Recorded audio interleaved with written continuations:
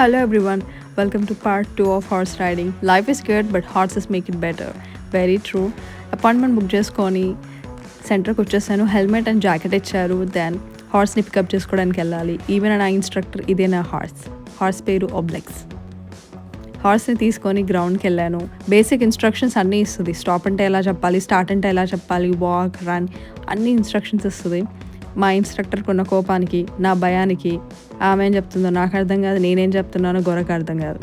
కొంచెం అయితే మా ఇన్స్ట్రక్టర్ గుర్రం ఎక్కువటేలా ఉందని లాస్ట్కి ఫైనల్గా 10 minutes తర్వాత అన్నీ అర్థం చేసుకొని స్టార్ట్ చేశా సక్సెస్ఫుల్లీ. సో లైఫ్ చాలా బిజీ అయిపోయింది, మెకానికల్ లైఫ్ అయిపోయింది.